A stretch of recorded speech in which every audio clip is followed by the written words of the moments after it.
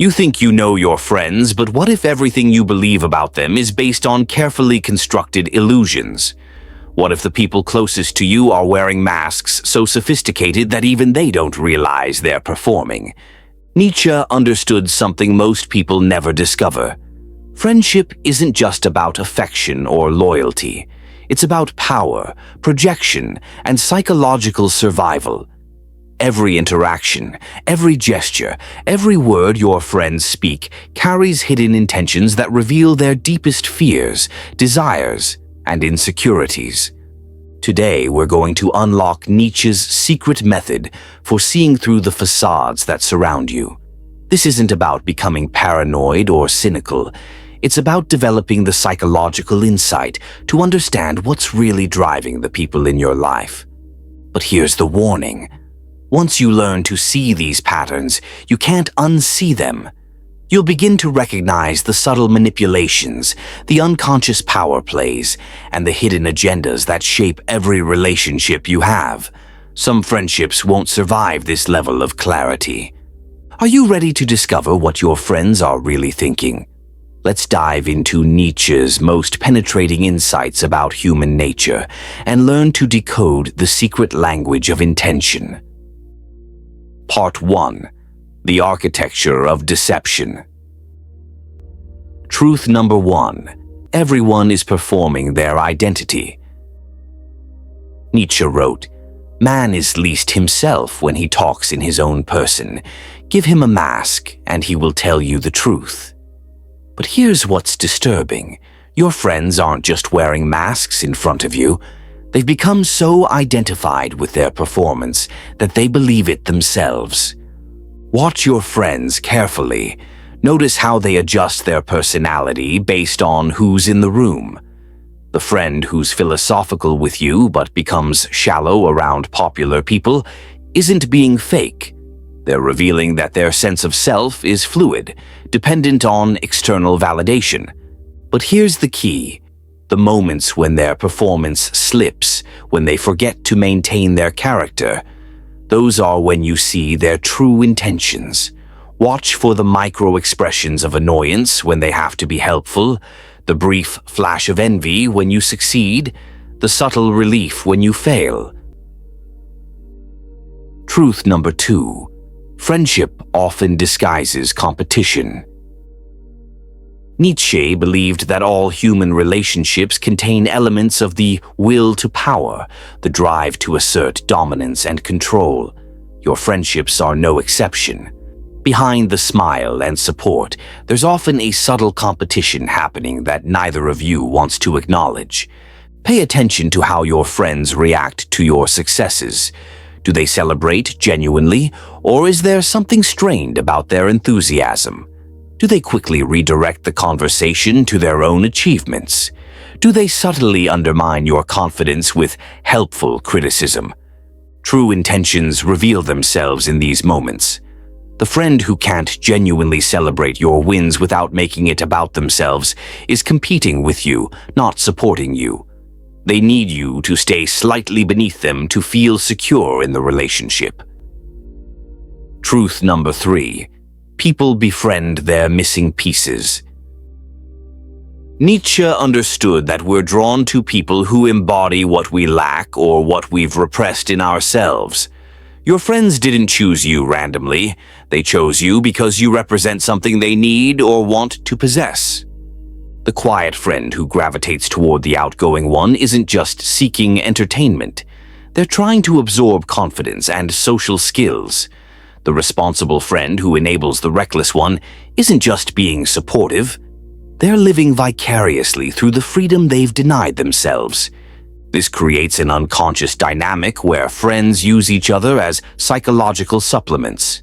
Watch for the friend who seems to need you more when they're feeling insecure, who distances themselves when you're struggling, who treats you like a resource rather than a person.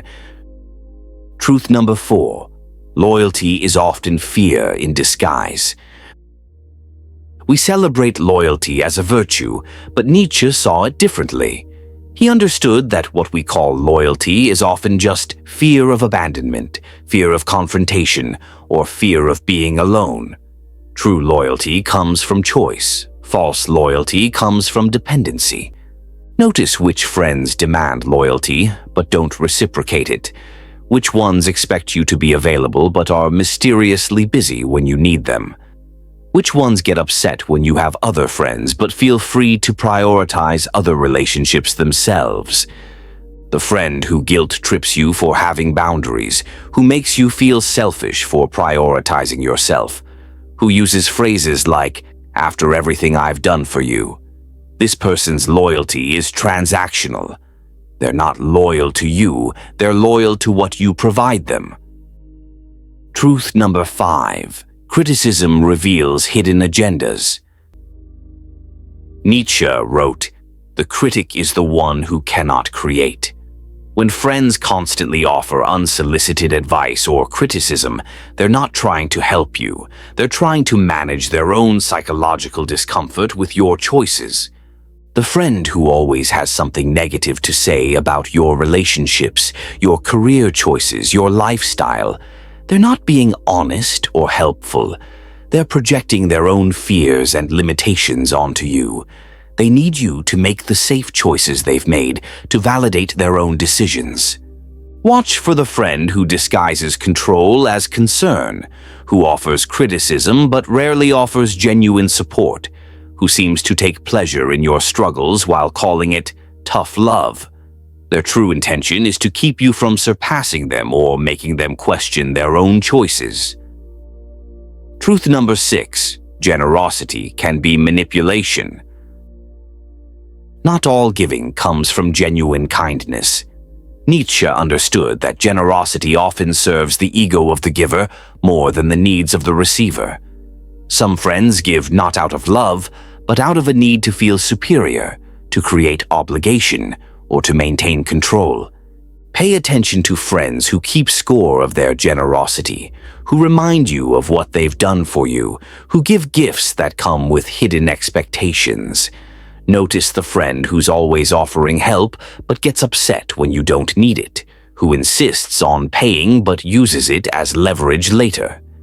True generosity expects nothing in return and doesn't need acknowledgement. False generosity is an investment in future control. The friend who gives to make you feel indebted has intentions that have nothing to do with your well-being. Part 2. The psychology of hidden motives. Truth number 7. Emotional reactions reveal true values. Nietzsche believed that our strongest emotional reactions reveal what we value most deeply. When friends have disproportionate responses to seemingly small things, they're showing you what really matters to them. And it's often not what they claim. The friend who gets extremely upset when you're late isn't really angry about punctuality. They're angry about feeling unimportant.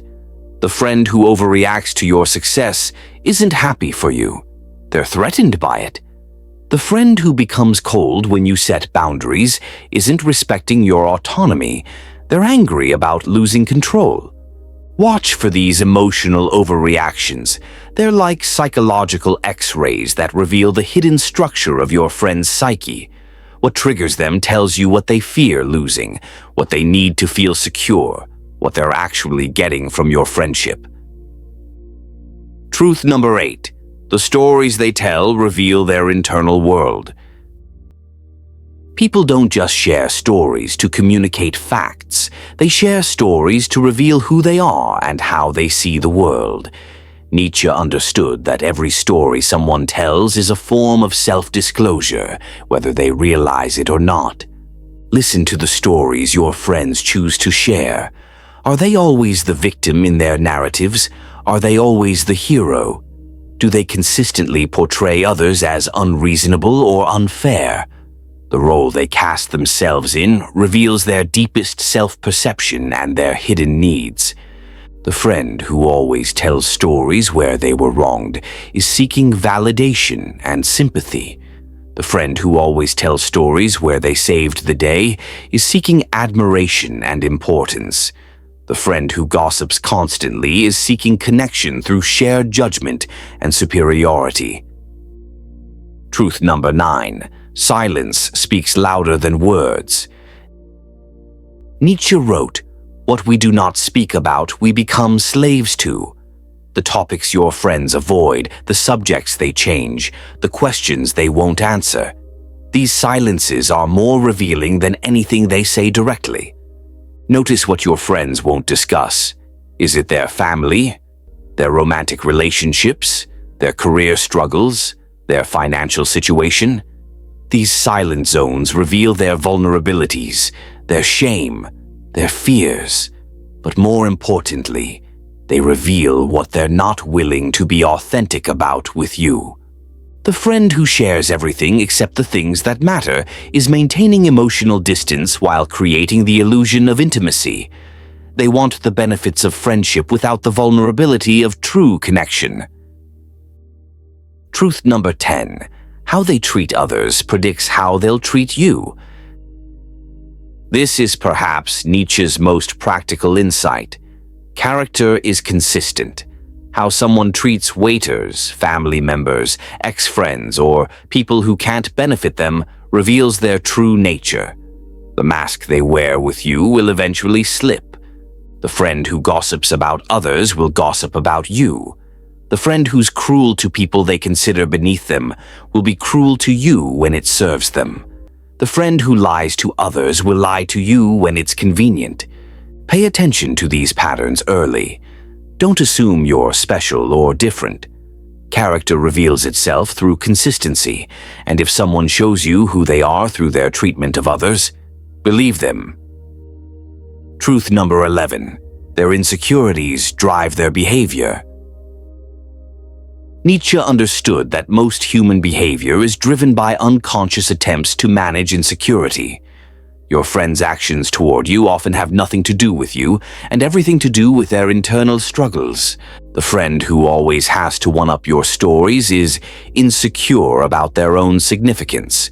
The friend who gives unsolicited advice is insecure about their own choices. The friend who needs constant reassurance is insecure about their worthiness of love. Understanding this doesn't excuse harmful behavior, but it helps you see that their actions are more about them than about you. This insight protects you from taking things personally and helps you respond more strategically. Truth number 12. Power dynamics shape every interaction. Nietzsche saw power as the fundamental force in all human relationships. Every friendship has a power dynamic, and understanding yours helps you see your friend's true intentions. Who initiates contact? Who decides what you do together? Who gets to express negative emotions? Who apologizes? Who accommodates whom? These patterns reveal the real structure of your friendship. The friend who always needs to be the one with problems, who can't handle your bad days, who expects support but doesn't give it. They've positioned themselves as the more important person in the relationship. Their intention is to maintain this imbalance. Part 3. The deeper patterns. Truth number 13. They project their shadow onto you. Nietzsche understood the human tendency to project our rejected qualities onto others. Your friends often use you as a screen for their own disowned traits, and their reactions to you reveal what they can't accept about themselves. The friend who constantly accuses you of being selfish is probably struggling with their own selfishness. The friend who sees you as too emotional is probably afraid of their own feelings. The friend who thinks you're too ambitious is probably ashamed of their own lack of drive. These projections aren't random. They reveal exactly what your friends are battling internally. When you understand this, you can see that their judgments of you are actually confessions about themselves. Truth number 14. Their childhood patterns repeat in friendship. Nietzsche believed that we're all still playing out our childhood dramas. Your friends' early experiences with attachment, abandonment, control, and love shape how they approach adult friendships. The friend who clings too tightly probably experienced abandonment. The friend who keeps emotional distance probably learned that vulnerability is dangerous. The friend who needs to be needed probably had to earn love through caretaking. Understanding these patterns helps you see that your friend's behavior isn't really about you. It's about their unhealed wounds. This insight can generate compassion while also helping you protect yourself from their unconscious patterns. Truth number 15. What they admire in others, they want for themselves. Nietzsche wrote, "We love our desires, not their objects." When friends consistently praise certain qualities in others, they're revealing what they wish they possessed themselves. The friend who's always talking about how authentic someone is probably struggles with their own authenticity. The friend who admires confident people probably feels insecure. The friend who's drawn to creative types probably has unexpressed creative desires. This pattern helps you understand what your friends value and what they might be trying to get from you. Are they drawn to your confidence, your success, your freedom? Understanding what they admire helps you see what they're unconsciously hoping to absorb from the friendship. Truth number 16. Their fears determine their boundaries. Every boundary your friends have, every limit they set, everything they won't discuss or do, these restrictions are maps of their fears. Nietzsche understood that our limitations often reveal our deepest anxieties. The friend who won't introduce you to their other friends is afraid of losing control over their social image. The friend who won't be vulnerable is afraid of rejection. The friend who won't commit to plans is afraid of being trapped or disappointing people. These fears aren't just quirks. They shape how your friends can show up in relationship with you. Understanding their fears helps you see the real limitations of your friendship and adjust your expectations accordingly. Truth number 17. How they handle your success reveals everything. This is perhaps the ultimate test of a friend's true intentions. Nietzsche understood that how people respond to others' success reveals their character more clearly than almost anything else. True friends can celebrate your wins without making it about themselves. They don't minimize your achievements, compare them to their own, or immediately shift focus to their problems. They don't give backhanded compliments or subtle warnings about how success might change you. False friends reveal themselves through their inability to genuinely celebrate you. They might offer praise that feels hollow, express concern that feels like criticism, or become distant when you're doing well. Their discomfort with your success shows that they need you to stay at their level to feel secure. Truth number 18. The ultimate truth. They show you who you are. Nietzsche's final insight about friendship is the most profound. The people you attract and keep in your life are mirrors reflecting your own psychological patterns, needs, and level of development. If you consistently attract friends who use you, it might be because you have unconscious patterns that invite being used. If your friends are all dramatic and chaotic, you might be avoiding something in yourself that thrives on that energy. If your friends are all surface level, you might be afraid of real intimacy. This isn't about blame, it's about recognition. Your friendship patterns reveal your own psychological landscape. When you understand this, you can begin to make conscious choices about who you allow into your life and how you show up in relationships. The friends who trigger you the most are often showing you your own unhealed wounds. The friends you admire most are showing you your own potential. The friends you struggle with most are showing you where you need to grow. The path forward. Now that you've learned to see through the masks, what do you do with this knowledge? Nietzsche didn't want us to become cynical or isolated. He wanted us to become conscious. Conscious of the patterns, the projections, the hidden dynamics that shape our relationships. Some friendships won't survive this level of awareness. You'll realize that certain people were never really your friends. They were using you to meet their own psychological needs while giving little in return. This recognition is painful but necessary. Other friendships will deepen. When you can see people clearly, their fears, their wounds, their genuine care beneath their defenses, you can connect with them more authentically. You can stop taking their patterns personally and start responding with wisdom instead of reactivity. Most importantly, you'll begin to choose your friends consciously instead of unconsciously. You'll recognize the difference between people who want to grow alongside you and people who need you to stay small. You'll learn to value authenticity over agreeability, depth over drama, growth over comfort. The secret to seeing your friends' true intentions isn't just about reading them. It's about becoming the kind of person who attracts genuine friendship. When you heal your own patterns, integrate your own shadow, and develop your own psychological awareness, you naturally draw people who can meet you at that level.